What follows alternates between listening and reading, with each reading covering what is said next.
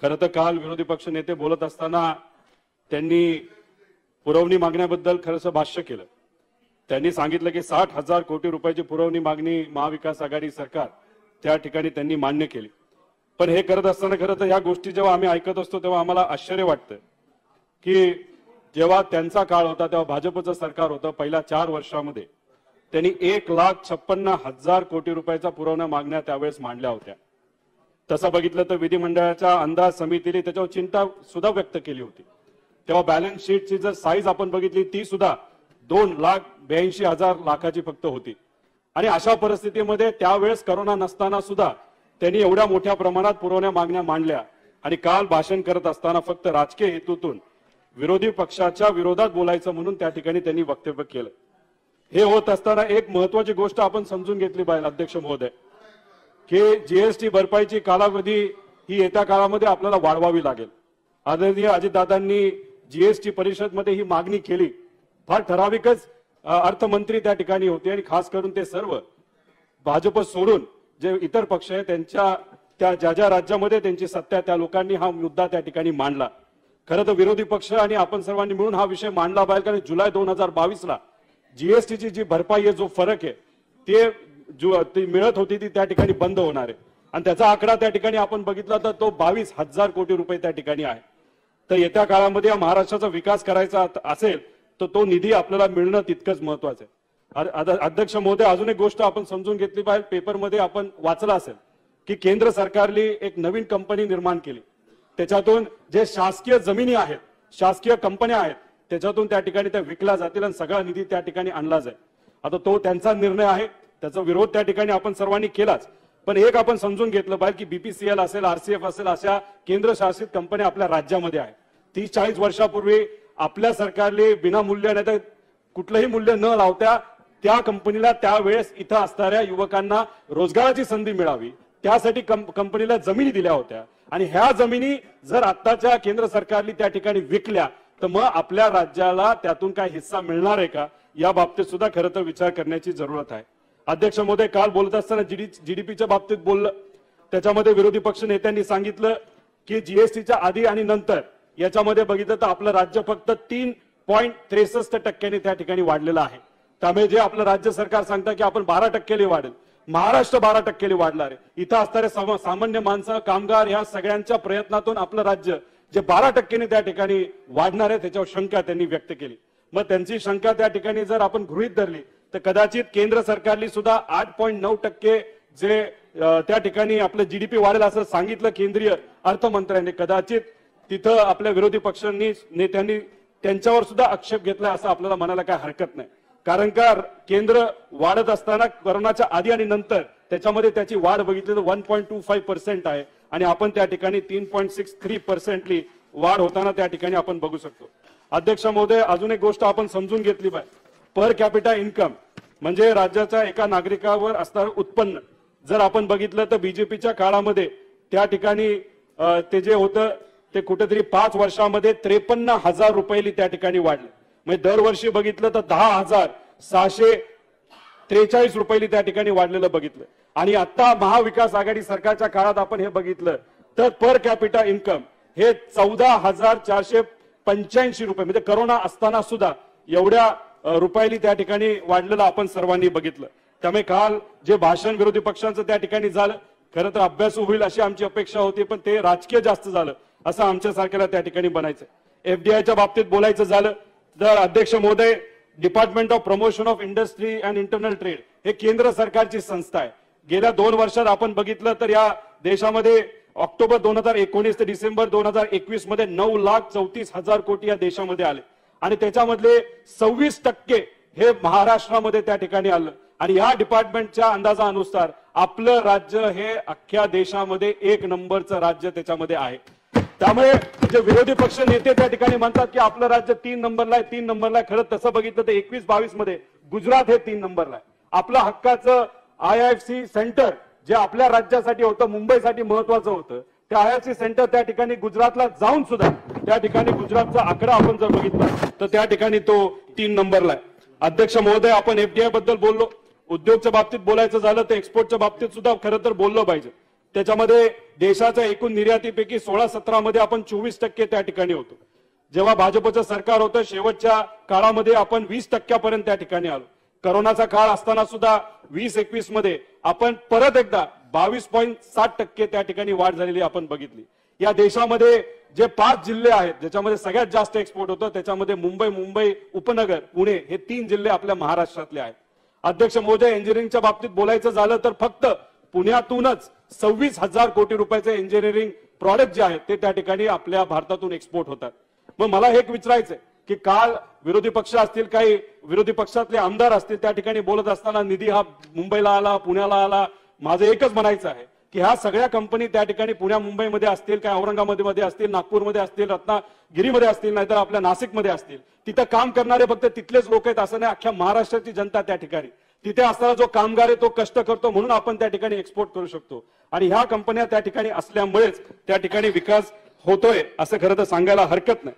पण balance development होणं पण तितकंच महत्वाचं आहे आणि महाविकास आघाडी सरकारच्या माध्यमातून येत्या काळामध्ये ते नक्कीच होईल असा विश्वास या ठिकाणी मी आपल्या सर्वांना व्यक्त करतो. त्याच्याबरोबर सॉफ्टवेअरच्या बाबतीत अध्यक्ष महोदय 20% जो देशातला सॉफ्टवेअर प्रॉडक्ट जो एक्सपोर्ट होतो त्यातलं 20% म्हणजे 99,732 कोटी हा महाराष्ट्रातून त्या ठिकाणी होतो. कर्नाटक 1 नंबरला, आपण 2 नंबरला आहे. पण जर आपण बघितलं करोनाचा काळ असताना महाराष्ट्रामध्ये इयर ऑन इयर म्हणजे दरवर्षी जी ग्रोथ होती ती 7%वरनं 9%वर गेलेली आणि कर्नाटकामधली ती 14%वरनं 5%वर त्या ठिकाणी आली.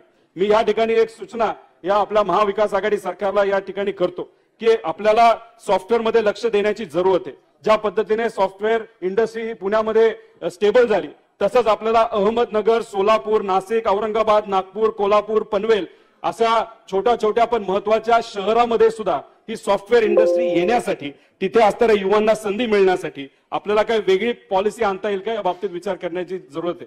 अध्यक्ष महोदय, स्टार्टअप इकोसिस्टमच्या बाबतीत बोलायचं झालं तर राज्यात सप्टेंबर 2019 ते जुलै 2021 दरम्यान स्टार्टअपची संख्या मोठ्या प्रमाणात वाढलेली आहे.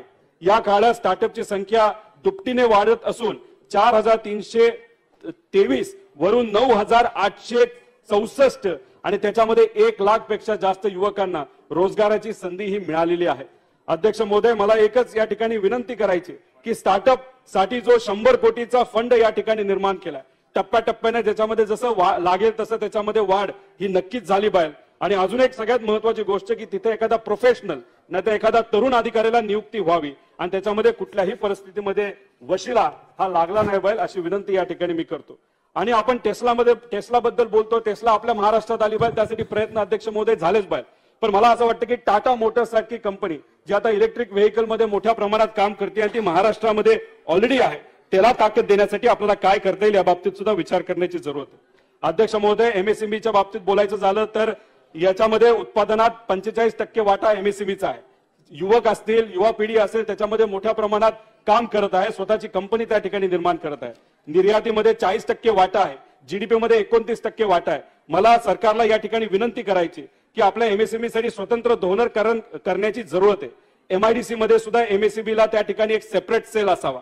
एनके सिन्हा कमिटी जी आरबीआयची एक कमिटी त्यांनी त्या ठिकाणी खूप चांगल्या सजेशन हे एमएसएमईच्या बाबतीत दिलेले आहेत आणि त्याच्यामध्ये आपण लक्ष घालून त्याच्यामध्ये आपल्याला ताकद कशी देता येईल हे त्या ठिकाणी बघितलं पाहिजे. अध्यक्ष महोदय, आपला अर्थसंकल्प एकुलता एक अर्थसंकल्प असेल ज्याच्यामध्ये आपण आर्टिफिशियल इंटेलिजन्स बद्दल बोललोय, नॅनो टेक्नॉलॉजी बद्दल, बायोटेक्नॉलॉजी बद्दल बोललोय. अध्यक्ष महोदय, ह्या सगळ्या गोष्टी आदरणीय दादांनी मांडल्यानंतर आम्ही त्याच्यावर अभ्यास केला. Naukri.com वर आपण बघितलं तर या विषयामध्ये 1,00,000 पेक्षा जास्त नोकऱ्या आहेत. अध्यक्ष महोदय, लिंक्डइनवर बघितलं 10,000 पेक्षा जास्त नोकऱ्या आहेत. ड्रोन टेक्नॉलॉजीमध्ये पुढच्या 5 वर्षामध्ये 1,00,000 पेक्षा जास्त नोकऱ्या युवा वर्गाला त्या ठिकाणी मिळू शकतात. अतिशय चांगली अशी त्या ठिकाणी ही योजना आहे. फक्त विनंती या ठिकाणी करायची, गव्हर्नमेंटचे आयटीआय 417 आहेत, प्रायव्हेटमध्ये 381 आहेत, पॉलिटेक्निक आपले कॉलेजेस आहेत, याच्यामध्ये आपल्याला हे सगळे कोर्सेस चालू करता येईल का या बाबतीत एक विचार करण्याची त्या ठिकाणी जरूरत आहे. अध्यक्ष महोदय, गडचिरोलीमध्ये जिल्ह्यात स्किल्ड अपग्रेडेशन सेंटर जे चालू केलं अतिशय महत्वाची अशी जरूरत त्या ठिकाणी होती आणि त्याला चालना दिली ही चांगली गोष्ट आहे.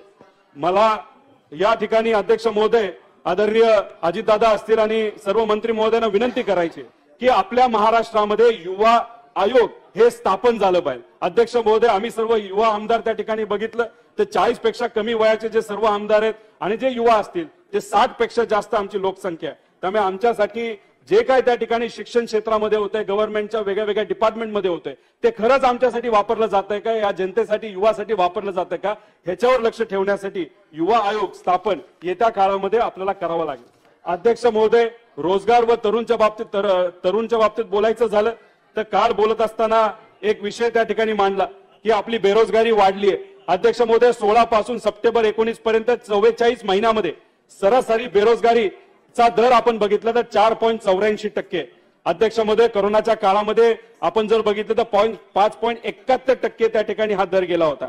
पण आता आपण त्या ठिकाणी अध्यक्ष महोदय बघितलं तर CMIE यांच्या अनुसार आता जो बेरोजगारीचा दर आहे तो 4.3% आणि बीजेपीच्या काळामध्ये तो त्या ठिकाणी 4.84 होता. म्हणजे कोरोनाची एवढी मोठी अडचण असताना सुद्धा आपला जो बेरोजगारीचा दर आहे हा त्यांच्या काळापेक्षा त्या ठिकाणी कमी झालेला आहे. आणि जे एन्व्हायरमेंटच्या हिशोबाने जे CNGचं पॉलिसी आणली त्याच्यामध्ये सुद्धा अध्यक्ष महोदय रिक्षा चालक असतील, टॅक्सी चालक असतील, यांना महिन्याला त्या ठिकाणी तो टॅक्स कमी केल्यामुळे 900 ते 1000 रुपये महिन्याला त्या ठिकाणी वाढणार आहे आणि त्याच्यानंतर त्या लोकांना सुद्धा त्याच्यामध्ये मदत ही नक्कीच होईल.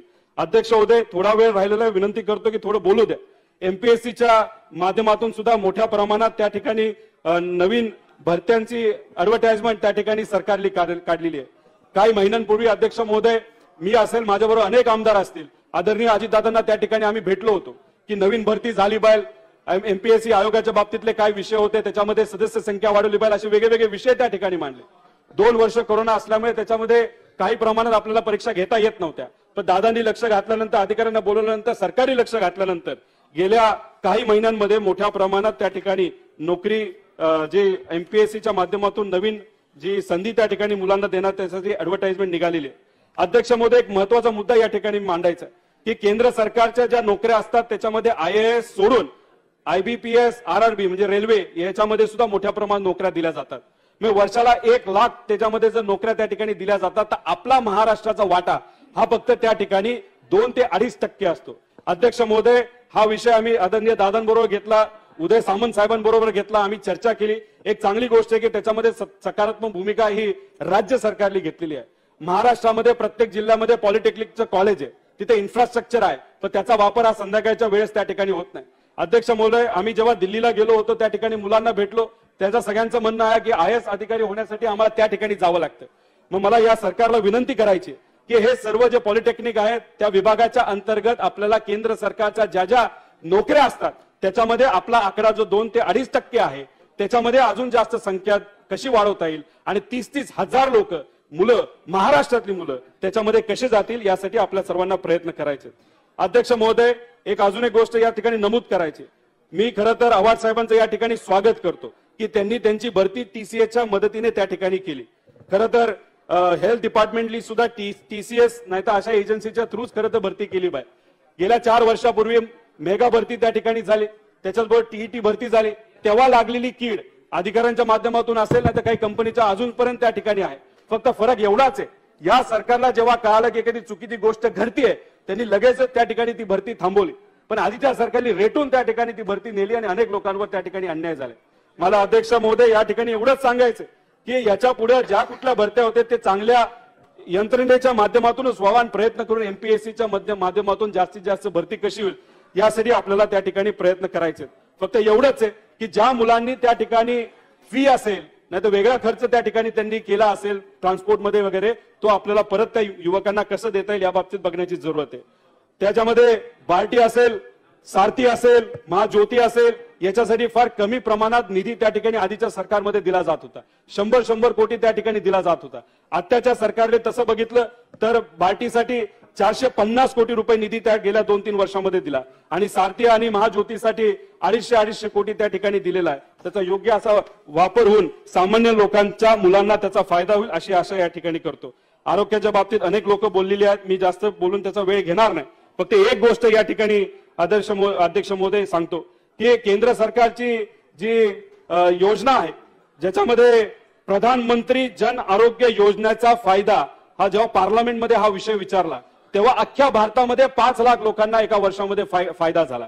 पण आपल्या महात्मा फुले आरोग्य जीवनदायी योजनेच्या अंतर्गत आपल्या महाराष्ट्रामध्ये एका वर्षामध्ये 6 लाख पेक्षा जास्त लोकांना त्याचा फायदा झाला.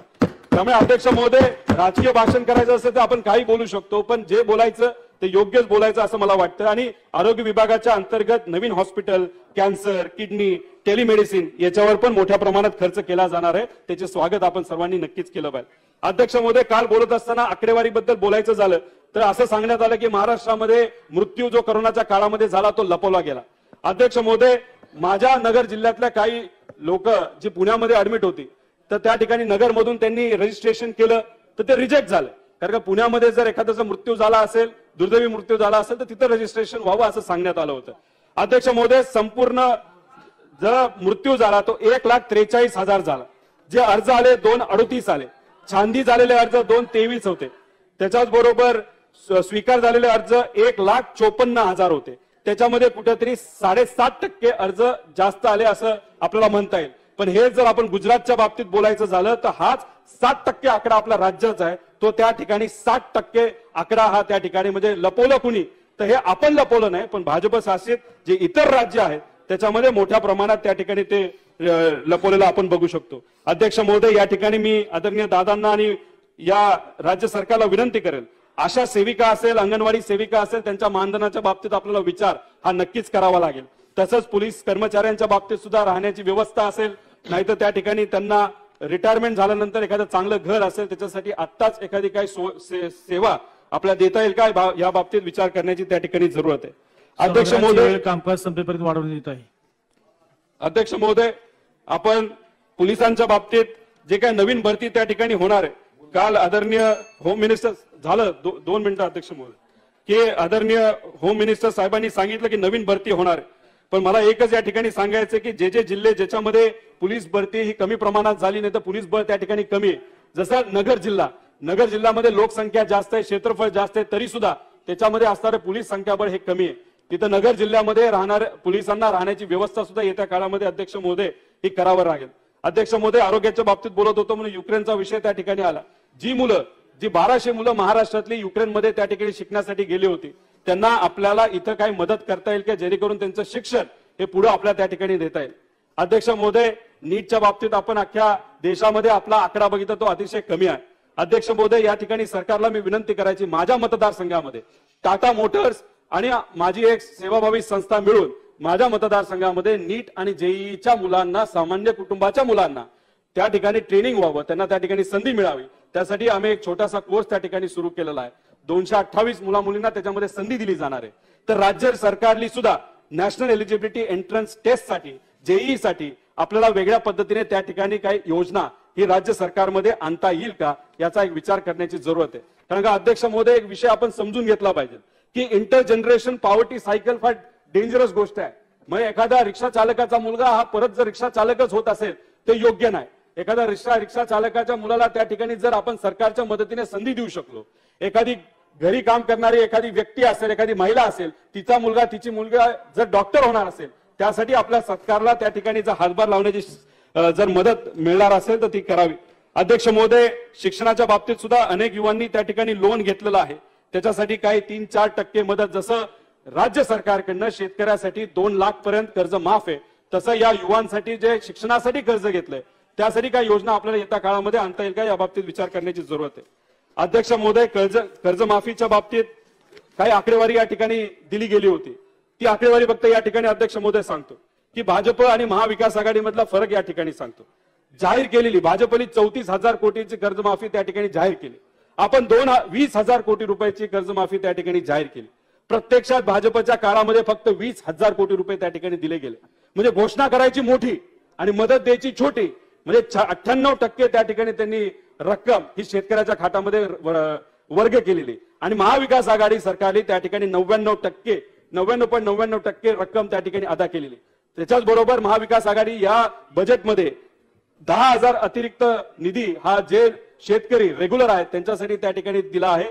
त्यासाठी 30,000 कोटीची कर्जमाफी आपण केली. 52 लाख शेतकऱ्याला त्याचा फायदा होणार आहे. आणि सरासरी कर्जमाफी बघितली तर भाजपच्या काळामध्ये 47,000 पर व्यक्ती त्या ठिकाणी मदत झाली आणि ती महाविकास आघाडी सरकारच्या काळामध्ये 60,000 रुपयाची मदत त्या ठिकाणी खरं तर झालेली आहे.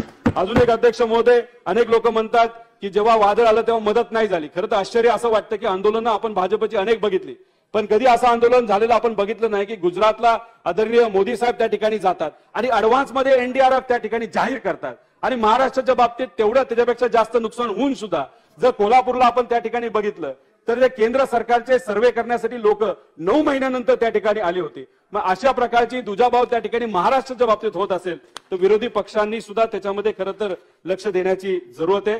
अध्यक्ष महोदय, ऑपोजिशन लीडरनी सावकारीच्या बाबतीत वक्तव्य केलं। आपण जर बघितलं तर कोऑपरेटिव्ह बँकेच्या माध्यमातून 100% कर्ज त्या ठिकाणी दिलं गेलंय, पण नॅशनलाइज बँकच्या बाबतीत फक्त 57% त्या ठिकाणी कर्ज दिलेलं आहे। त्यामुळे राज्य सरकारच्या मदतीने नॅशनलाइज बँकला सांगून त्याची बैठक घेऊन त्या बाबतीत आपल्याला काय करता येईल याचा एक विचार त्या ठिकाणी करावा लागेल। रब्बीसाठी सुद्धा एक पीक कर्ज धोरण त्या ठिकाणी कसं करता येईल या बाबतीत एक विचार करण्याची जरूरत आहे।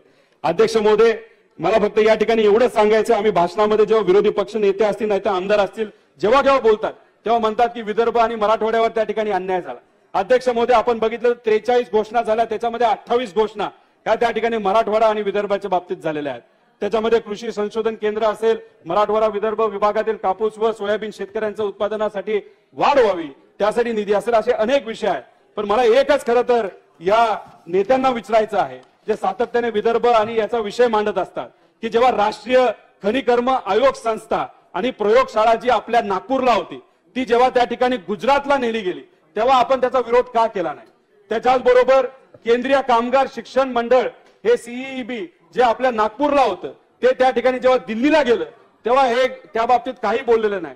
त्यामुळे आपले अनेक भाजपचे नेते हे फायर ब्रँड नेते असतात, पण जेव्हा आता असा एखादा विषय होतो आपल्या राज्यातली एखादी वस्तू जेव्हा बाहेर घेऊन झाली जाते हे सगळे सायलेंट ब्रँड नेते त्या ठिकाणी होऊन जातात।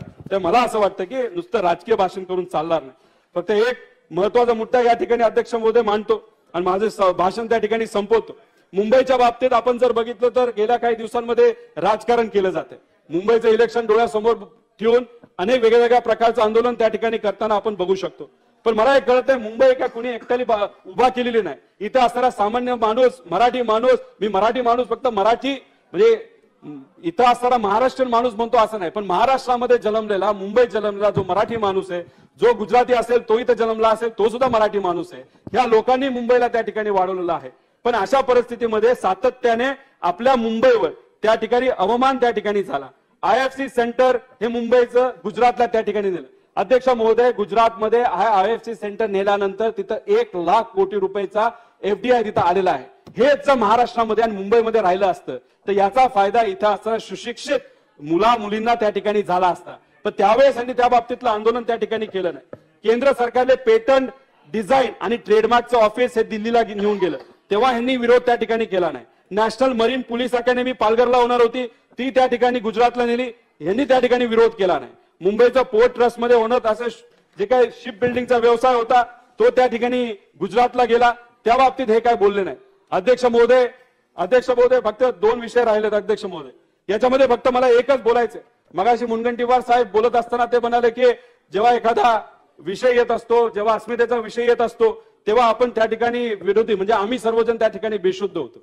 मला एक कळत नाही अध्यक्ष महोदय, आपण म्हणतो की शिवरायांचे आपण सर्व मावळे आहोत, त्यांच्या बाजूने सुद्धा अनेक वेळा हे मुद्दे त्या ठिकाणी मांडले जातात, पण छत्रपतींचा अवमान त्या ठिकाणी जेव्हा होतो तेव्हा फक्त आम्हीच विरोध करायचा का?